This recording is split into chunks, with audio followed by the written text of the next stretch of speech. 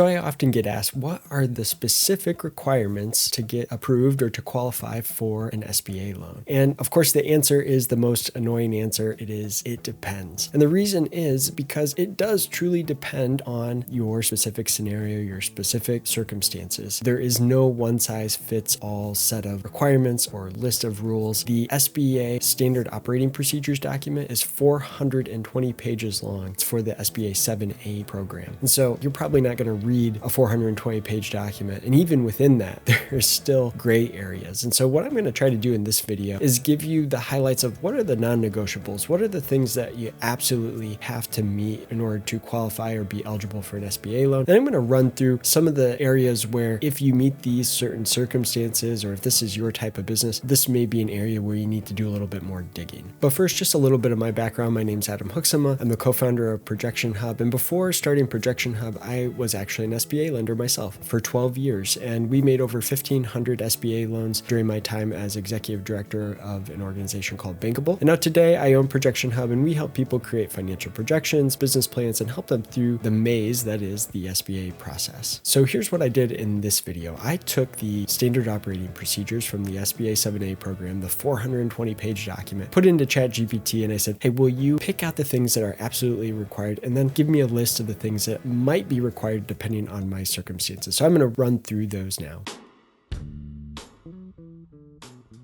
Okay, so here's the non-negotiable requirements of the SBA 7A program. First, you need to be an operating business. You got to be in business. You got to be an active for-profit business. It needs to be for-profit. It needs to be in the US. It needs to be small. The small definition is dependent on your industry. So what I would suggest that you do is that you just Google the SBA size standard or by your industry. So if you're in the trucking industry, say Google SBA size limits for a trucking business, and you should be able to find that information pretty easily. You also need to prove that credit is not available elsewhere. This is a pretty easy requirement to meet because most SBA lenders also provide traditional loan financing. And so by applying at the bank, if you qualify for traditional financing, that's where they're going to put you. If you don't, they're going to put you into the SBA process. So there's not really anything specifically you're going to need to do here. Just apply at a lender. And if they think SBA is the best fit, it's really on them to prove this requirement that credit's not available elsewhere. Eligible use of proceeds. You're required to use the loan proceeds for an eligible business purpose. So you can't use it for your personal expenses. You can't put a pool in your backyard. You're going to need to use it for the business, things like working capital, equipment, real estate, or debt refinancing if it meets the SBA criteria for that. Occupancy requirements. So for real estate purchases, if you're buying real estate with the SBA loan for an existing building, you need to occupy as the owner 51% of the building or more. And for new construction, it needs to be 60% or more. There is a personal guarantee requirement. So any owner with 20% or more ownership is going to be required to personally guarantee the loan. You're going to need to be in good standing with the government, so you can't be delinquent on federal debts or past taxes. You can't have caused a prior loss to the government, so if you defaulted on an SBA loan in the past, you're not going to be eligible for SBA loan in the future, or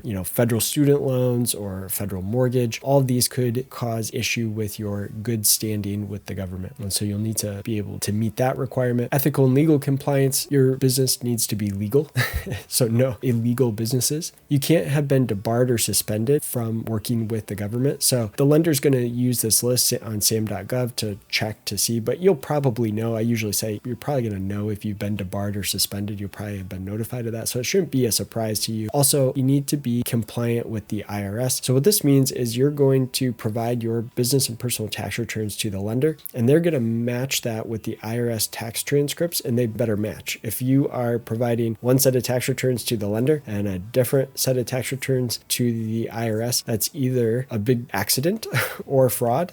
So you need to make sure those things are the same. And that's what they're checking as a lender. There are also some environmental or special purpose restrictions depending on if the business is an environmentally sensitive industry and may require additional documentation or might just be ineligible altogether. Affiliation rules apply here. So the big thing here is, let's say back to that question about SBA size standards. So if your business is too big, what you can't do is just peel out a small portion of your business and create a new entity, and now that entity is small, and now you think that that qualifies for an SBA loan, they're probably going to look into that. So if it really looks like what you did was just took a small piece of a much larger business just to qualify for an SBA loan, they're going to look at if you have controlling interest in multiple businesses, and that would be called affiliates, then you're probably not going to be eligible because the business is too big. Okay, so that's it on the items that are absolutely required. And next I'm going to dive into different scenarios where additional rules may apply. If you found this video to be helpful so far, I'd love it if you would like and subscribe to our channel. It would really help me out. I'm actually the father of 4 young boys, and they're always watching YouTube. They've got their favorite YouTube stars, and they are not convinced that their dad is much of a YouTube star. And so if you could help me by liking the video, subscribing to our channel, I can boost those ratings and earn the